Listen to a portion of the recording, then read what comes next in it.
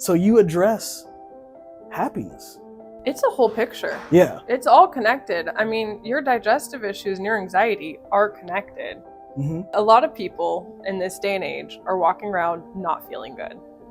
And in order for their pain point to be high enough for them to take action or realize that they want to feel better, like it's not just a, hey, I have this, give me this. Like that's our medical model. Mm-hmm. Like my job isn't to work in that way. My job is to help make your whole life better. So whether you have something like arthritis or something like that impacts your day, that impacts your way to interact with the world, that impacts your mood. So we're not just fixing the arthritis, we're helping you find your health and happiness. We're helping you cultivate life, not just prevent death, which is what our main medical model does. I never looked at it like that. What I do is it can be really clinical. Mm-hmm. It can be like, hey, you have this thing, we're gonna, address your chronic UTIs or whatever it is. Mm-hmm. But there is a whole other piece that comes into play because it's all connected.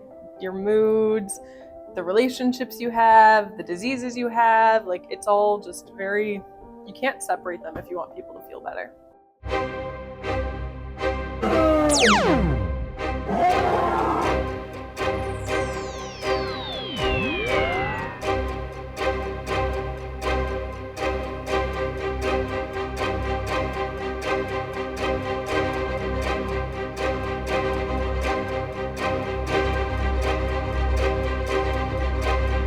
Welcome back to Raise Your Connection.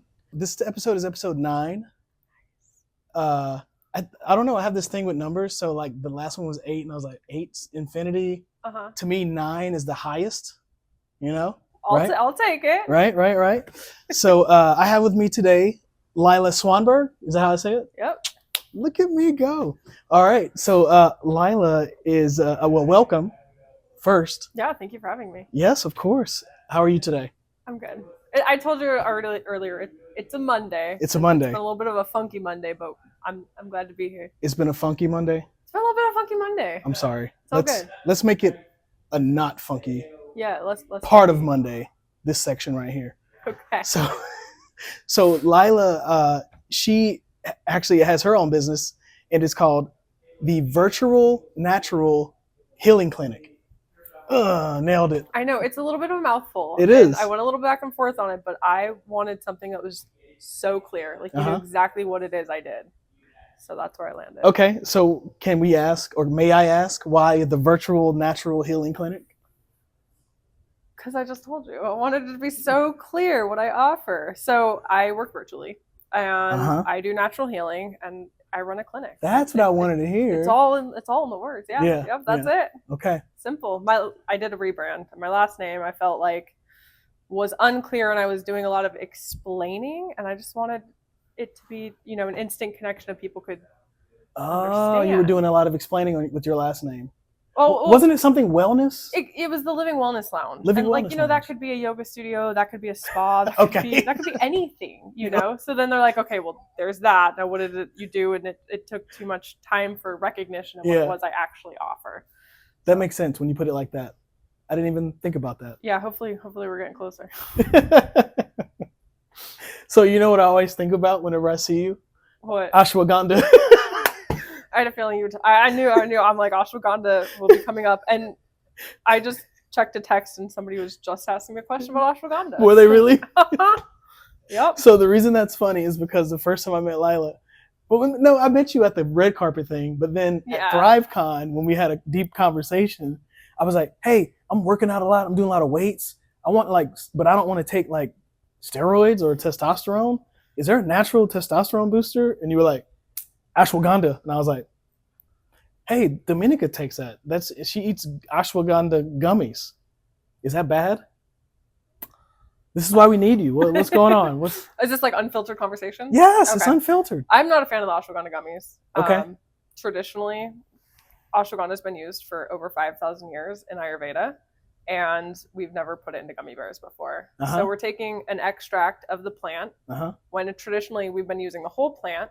So that means we're getting concentrated amounts of certain constituents and we're missing other constituents. And then the dose of the gummy bear is so low, you probably won't see results for a really long time. So that's a lot of people come to me taking ashwagandha, and we usually have to change their form. So I don't support ashwagandha extracts, ashwagandha gummy bears, or tinctures. That makes sense, because I take vitamins, and so you have to find what vitamins have the most absorbing rate percentage, right? Yeah, bioavailability. Bioavailability. Yep. So ashwagandha gummies have a low bioavailability, is what you're telling me. Well, yeah, the amount of ashwagandha that's actually in the gummy is one problem, and then the form of the ashwagandha is another problem. So a lot of times, sometimes people will report positive results from that. My thinking is it's probably placebo. It's just not the most sophisticated way to take ashwagandha. But I like that people are doing it and taking things and exploring natural routes. I think that's really cool. Okay, and I don't want to go too hard on ashwagandha, but can you explain why it's? I guess it sounds like it's popular. Yes. Why is it so popular? That's a good question. I actually don't know why it's so popular. Every once in a while, an herb just like takes off in popularity, and it gets disproportionately popular to what it does or compared to other herbs out there. And it's a little bit problematic when these herbs get trendy, because then the market gets flooded with bad products, inferior products. We start over harvesting, and then the wrong people are taking the wrong things, and it gets popularized, and then the price skyrockets, and it's a whole thing when herbs get trendy, like ashwagandha. So we're going through that right now. Okay. And it's a really cool herb. I use it a lot in clinical practice. So it makes sense that it's trendy and popular, but in the whole sea of herbs it comes from, like, why ashwagandha? I don't know. Yeah, I'm not sure. No, but your answer just gave me a ton of data on it, so that's awesome. Yeah. All right. So wait, have you been taking your ashwagandha? No. All right. Because it takes effort to, I guess, figure out which ones you need to take and all that. I'm so bad at that. Yeah, that's fair. Maybe one day. I don't know. So how did you get into the natural healing stuff? That's a good question. Career. All right. So it goes back to the way I was birthed into the world. Yeah? Was it a natural birth? It was a natural birth. Whoa. With a midwife at home. Yeah. And I remember, like, growing up knowing that, like, everyone always asks, like, where you were born. And I was like, at home. And everyone's like, what? Not in a hospital? Like, you're so weird. That's weird. And I was like, no, like, I was just at my house, And why is that weird? Why is it not weird that you were born in the hospital, right? I'm sorry. No, anyway. It's true. Yeah. And so I was always really attached to the fact that I had a home birth, and we did things more naturally growing up. And, that's always been a big part of my life and my upbringing and my worldview. I don't see doctors. I never grew up seeing doctors unless there was, like, a broken bone or a fracture or an emergency. But, it was part of my life, and that's how we tended to ourselves. My first career was actually in business, in software development. So I got all my degrees in business. I have a master's in business, management, organizational leadership. Nice. And well, you have a business now. It's true. Yeah. I don't know if the degrees helped, but here we are. And I started my career not knowing what I wanted to do, and just kind of knowing you got to go make money. And I like being in charge. So we're just going to go work somewhere, work our way up the ladder. And I never really had a passion for what I did. And I had my own health issues. Mostly I was miserable. Okay. Lifelong anxiety and depression, and just, like, malaise and not feeling good, and just, lots of existential crises. And I just really... I've been there. Yeah. Like, I just wasn't living with light. I was just kind of living a life that I thought was going to bring me happiness. You got the job, you got the title, you got the car, you got the house. And then I realized, like, wow, all of the things that I thought I was supposed to achieve, and all of the milestones that I kept hitting, and I hit them really young, did not bring me joy or happiness. And they didn't make me feel any more secure or any better about myself. Yeah. And so I kind of blew it all up. I left a relationship with a partner I was with for 10 years. Mm-hmm. I sold our house we just bought on, the acre with the chickens, and it was everything I thought I wanted. And Yeah. I left my job. I was a chief technology officer when I left. And I just decided to start exploring what brought me joy and what I needed to heal myself. And it took me on this path, and I never could have told you I would end up helping people in this way with their health conditions. Mm-hmm. But now that's what I do. So I don't know. It just kind of happened. Just kind of unraveled. Just kind of ended up here. I love it. I love it. That's a great story. I'm assuming that you're not miserable now. Do I look miserable? No, you don't. I'm not miserable now. I love your sense of humor. You're every time we talk, we always have a fun, happy, goofy conversation, mm-hmm. and I love it. So I think that you're not miserable anyway. Thank you. Yeah, I think I'm not either. And there's still hard days. Of course. I had a funky morning, but overall, like, I feel the most peace I think I've ever felt in any point in my life. Beautiful. I love it. Mm-hmm. I love it. That's a good way to put it. Yep. When it comes to the people that you help, because you said you never imagined that you'd be helping people, mm-hmm. Who are you helping? What kind of people? Who's, I guess, I don't like to say your avatar, but who comes to you for help? In case, somebody out there would be curious about it. When I look at the people that find me and come to me, because mm-hmm.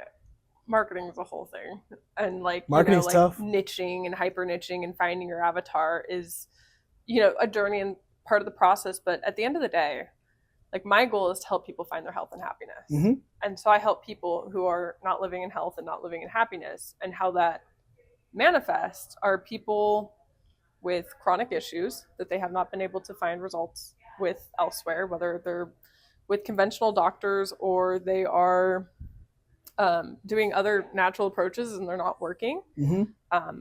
I see a lot of people that just have a lack of joy.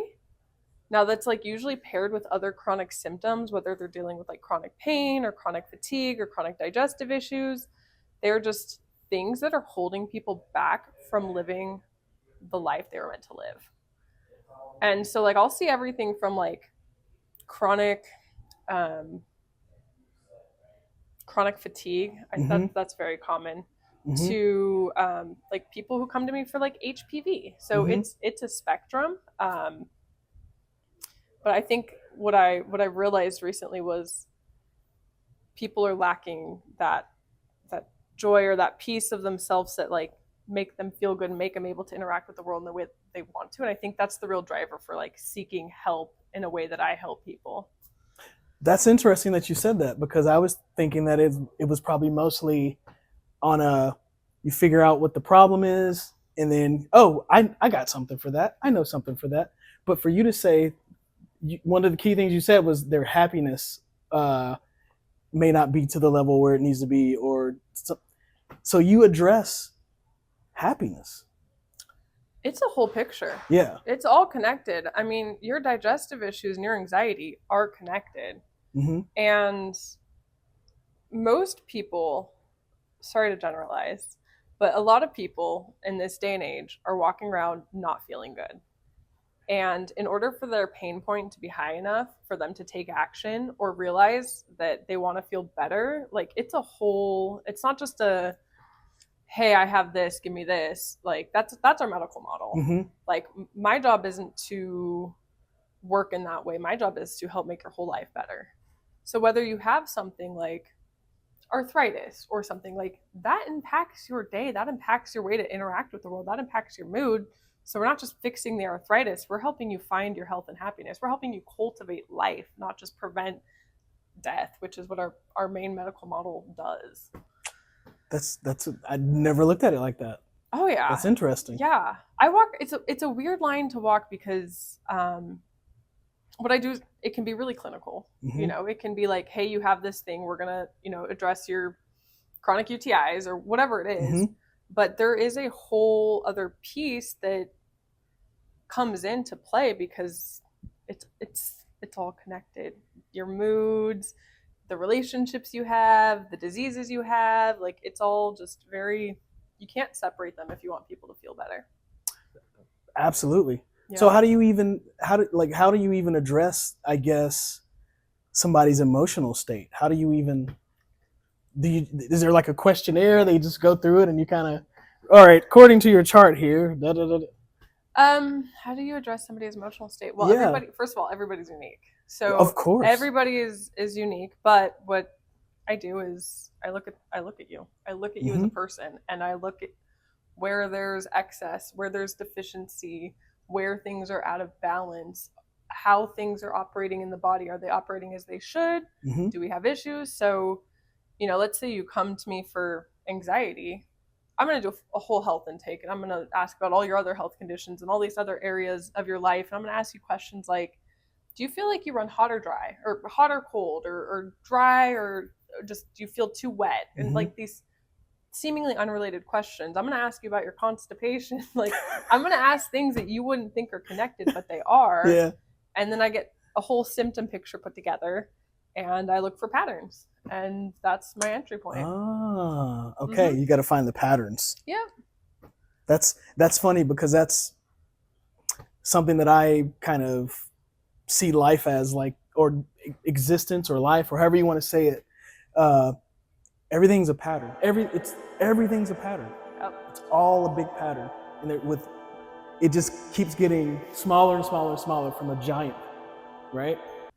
That's how I see it. No, anyway. I think that's cool, and that's what I love about plants. I work a lot with the herbs, and like these herbs have these, like, we can call them patterns, we can call them signatures, we can have characteristics that like so perfectly pair and complement like what our bodies need, and it's like a puzzle, and you have to figure out like what pieces are missing, what pieces you have too many of, like just how to find this balance. And that's what I love about doing things naturally, is like the answer is here in the planet, in the earth, in the things that we have access to. And if we can just tap into that, like it's all already designed to help us. And it's just so we cool. have it.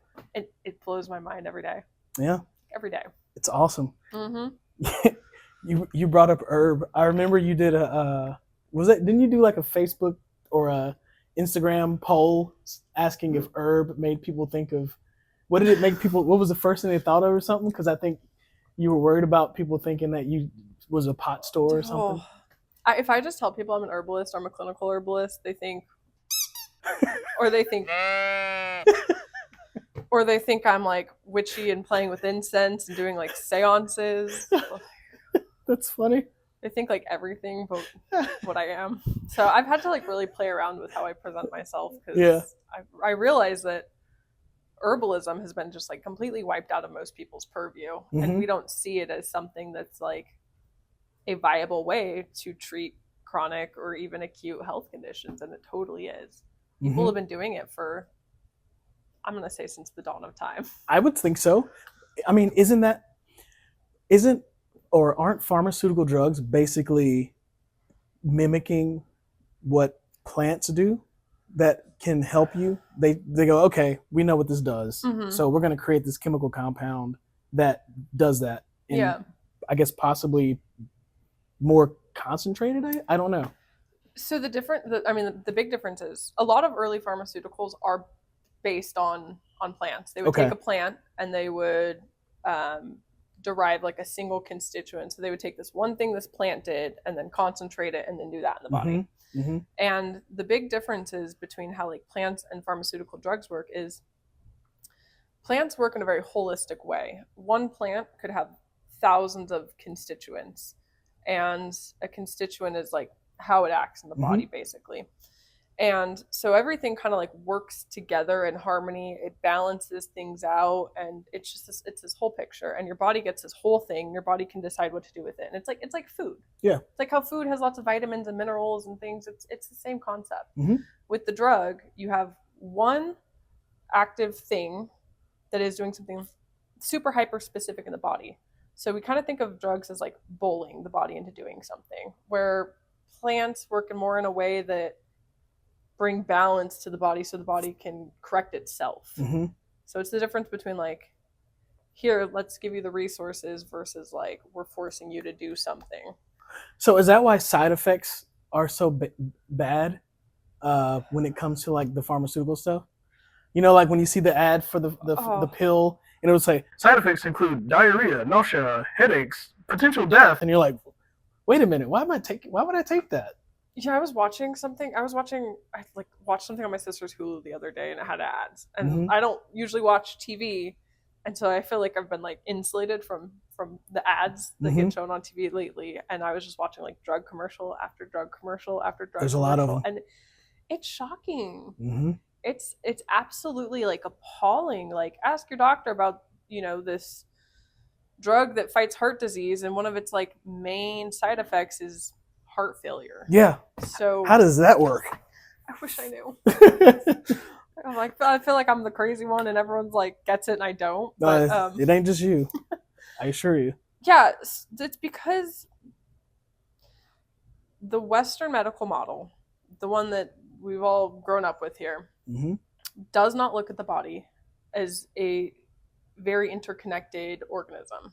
It looks at everything as separate. We have the head, we have the heart, we have, you know, the liver. Right. Your heart fails, we just take out your heart and give you a new one. Right. But that's not how the body works. And so when you have a symptom come up and we only address the symptom, we are shutting down your body's natural mechanisms to shut off that symptom, but we're not fixing the problem. And that's why there's side effects. And then these drugs they're really potent.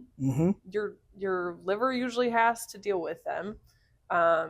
They're new science. I think that, let's see, we've only probably been using drugs like this for a couple hundred years. Yeah. Maybe. Yeah. I don't even think that long, to be honest. Yeah, like that might be on the generous side. Yeah. Like the things I work with, we've been doing for 6,000 plus years. Like we have a body of knowledge, and yeah. I don't even think we've scratched the surface on the unintended consequences of where healthcare has gone. And one of the leading causes of death that doesn't get talked about is adverse drug reactions.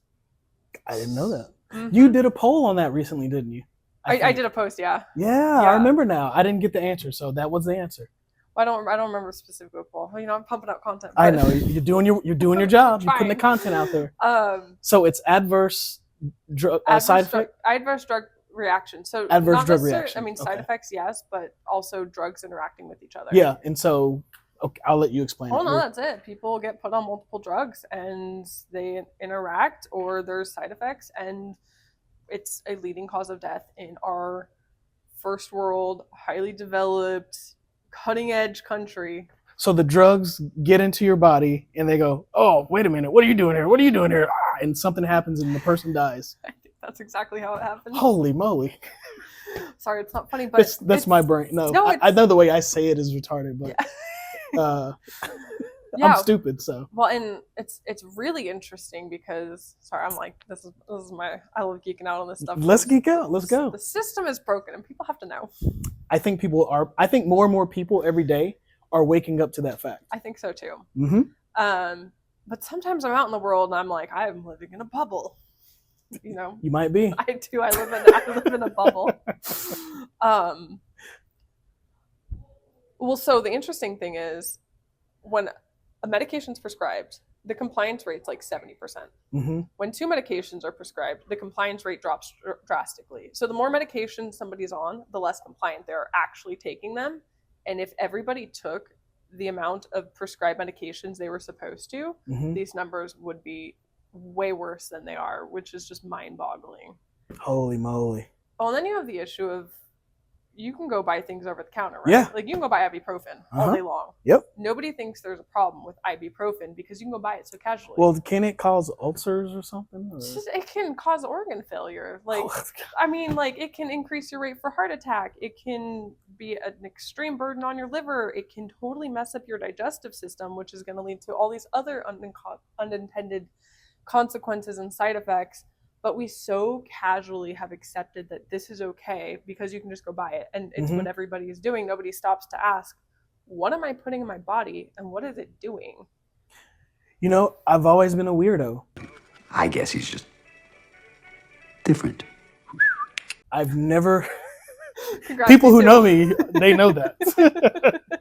I've never wanted to just take, even for a headache, like Advil or Tylenol. Yeah. I won't do something like that unless I'm like, okay, I need some kind of relief. Like it's bad. Yep. Which that rarely happens, because I've always thought to myself, what is this that I'm putting in my body, and depending on to heal something for me when I could probably just go get some fresh air or go stretch or go work out or go run or something. Yeah. You know. Having said that, I like food a lot. So that's probably how I get my poisons, is food. It's okay. Well, and I remember, like, I was in high school and I played a ton of sports and I was always injured in some way or the other, and I would just pop ibuprofen. Like that was just like, I thought that was normal. So I spent years of my life just taking tons of ibuprofen and not even realizing what it was doing to me. And then I learned, and then I gained that awareness, and then that completely changed my perspective on that thing. And I think people really lack awareness right now. Really stop and asking, hey, what do I need? What am I putting in my body? What am I doing? Do I just need fresh air? You know, that tuning in, which is really hard in such a distracted life we live in. So many distractions. But you know, it's a lot of distractions, but also, man, there's a lot of information too, that if you want it, you can go get it. And I know it's getting harder and harder to, you know, get the actual factual, truthful information. Yeah. But it is available. I do love that about the era that we live in. Something I wanted to ask you about, maybe you know, some might consider this conspiracy, but this is how I operate. I like conspiracy stuff. Okay, I do too. So when it comes to the pharmaceutical industry, I think I read somewhere once that maybe it might have been like Rockefeller or, you know, the big time industrial guys that took over, like that we were doing natural medicines, and then they got involved and figured out, I think because petroleum was huge or something. Well, I don't know. It sounds like you know. All right, I'm not the biggest historian, but basically, in like the simplest terms, how it went down is we came to a point. Don't ask me the year. Again, not a historian. I'm not going to ask you. Where there was a split of more like scientific education coming out, and you know, we were starting to get that. I think it came over from somewhere in Europe, and we were starting to bring in these modern ideas. Oh, that sounds like the Age of Enlightenment. That's what it sounds like. I can call it Enlightenment. And then it really wasn't, but yeah, go ahead. Yeah, and then we had I think there was like homeopathy and what we call the eclectics. So they were kind of people that would just, their philosophy was if it works, and they used a lot of herbs and natural healing methods and things like that. So we kind of had these three systems going at the same time. Previous to that was all natural healing, and somebody realized you cannot patent a plant, but you can patent a drug. So you can make an extract out of a plant, turn it into a drug, and you can patent and sell that. But you can't patent a plant. And so there was this guy who went out and audited all the colleges and came up with something called, I think it was called the Flexner Report. And basically they forced all the natural healing schools to close. It was basically like adopt our modern science or you're not going to get funded. Yeah, I think I read I think I read about that. And so all the natural healing schools had to close. And there was pretty much an herbal dark ages in America. And it's only been about 50 years since we've had a bit of a resurgence. But like in Europe, they never had herbal dark ages, and they've been doing tons of studying and research on herbal medicine this whole time, and they're so much farther ahead than we are, and it's so much more integrated into their care models where we don't have any integration in America. Yeah. So like Dominica, she's from Poland, right? It's illegal to have those pharmaceutical commercials on TV. I know, that's what I read on my college papers on. My professor must have hated me. But yeah, it's illegal to directly advertise pharmaceuticals and drugs to customers, to consumers in most countries. Yeah. Which is it's crazy that we do it here. Well, money. I was gonna say I love capitalism but there are everything's got its bad sides. Yeah, sure. So that's one of them, I guess, you know. This is totally off topic and like totally outing myself, but I have been in a bit of a I really enjoy watching doomsday videos on YouTube of like, the preppers? Not preppers, no, like we're at the end of late stage capitalism and everything's about to collapse. Oh, you're scared. You're terrifying yourself. No, that doesn't scare me. Okay, all right. No, it amuses me. Okay. You know, and I think it's really interesting. I think, like you said, pros and cons. And I think capitalism would probably work better if there weren't such perverse interventions happening. You know, we bail out the banks, we do kind of things. Yeah, that pisses me off too. So we don't have a true capitalistic society. Yeah, sorry, that's a tangent, but yeah. No, tangents. I welcome tangents here. You did say tangents. Right? Yeah, I do. So, yeah, the whole bank bailout thing was crazy because any other business, I mean, we saw what happened during COVID, right? And then how many businesses did you know that had to go out of business because so many, right? Businesses I love. Restaurants I've eaten at for years. Same. And people I've supported and seem to have a perfectly healthy business. But, nobody cares about them. But, if the banks are failing, anyway. No, and then you had this whole, not to really go down the rabbit hole, but all these small businesses were forced to close. Who got to stay open? Your Amazons, your Walmarts, That's true. your big box stores. That's very true. So there was a huge transfer of wealth that happened during that time. And so we don't have a true capitalistic society because we intervene where we want to intervene and bail out who we want to bail out. And so the market's not actually correcting itself as it should. I agree with you. Absolutely. We bail out the car companies. We do all kinds of stuff. So, yeah. I know. There's definitely a ruling class, we'll say. Anyway, well, I gotta put the question on you, the common question that I ask everybody. Okay. What is Lila's definition, or how do you define connection regarding like humans? Like, how do you? Not to put you on the spot. I'm sorry. Well, you put everyone on the spot, right? I do. They survive, right? They survive. Mostly. Yeah. Everybody survives. How do I find connection with other humans? Or you know, it doesn't even have to be. What do you think of when you? We are in the Pacific Northwest. I think they say dogs are like the happiest over here because everybody treats their dogs so well. I don't know. That's it doesn't have to be with people. How do you? When I say connection, what do you think about? No, I like the people question. And for myself, I will also call myself a weirdo. We all are, him especially. But there's something kind of fantastic about that, isn't there? Me learning to connect with people has been like a huge part of my journey. You know, trying to understand myself, how I interact with people, how people interact with people. Like, I find it all fascinating.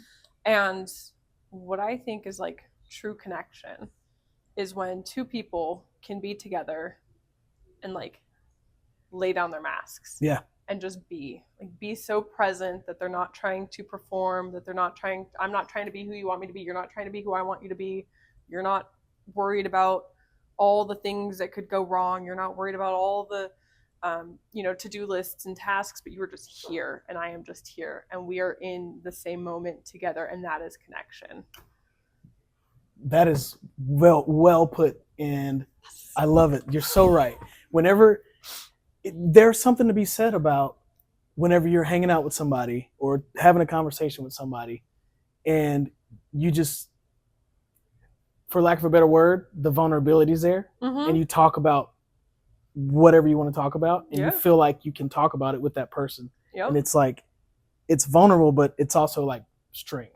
Yeah. It's liberating. It is liberating. That's even better. Yes. If I can show up in my truest form and you accept me, and you show up in your truest form and I accept you, like, we are free. We are free to be ourselves. Because I think at the end of the day, I help people with health, but the end goal is to like be free. That's right? It. And I think to do that, like, that's becoming your most authentic, truest self. And so when you can let down the guard for a moment, because it's hard, right? It's very hard. We live in a society that's trying to tell us and to be all these different things, and we put all these other constraints on ourselves of how we should be, and like every once in a while there's like a really lucid moment and everything gets dropped and you can like look in a person's eye and you know like I'm present, you're present, like you can see through to a deeper level. And to me that is just like, it's those moments that Bravo. Well, I think that was the perfect ending to this episode. What's the best way for someone to reach out to you if they want to, you know, get your services? Say carrier pigeon. Take carrier pigeon. Oh, carrier pigeon. If you have a carrier pigeon, that's the best way to reach Lila. So I host a podcast called Herbalism Uncensored. We'll put the link on there for that'd be you. cool. You can follow me there. I'm on the socials, and my website's probably a great place to start. You can connect, reach out. All my contact information's on there, and that's tvnhc.com. I think about that. tvnhc.com, and also I'll put that on there too. I hope I'm not dyslexic and saying that wrong. Don't worry, we'll make it right. It's okay. Thank you. Cool. Well, that was fun, and we're gonna go do some more projects. So this is kind of a shorter episode than normal, but you'll see more of Lila. Don't worry. That was fun. Thank you for thank your time. you. All right. Bye, guys.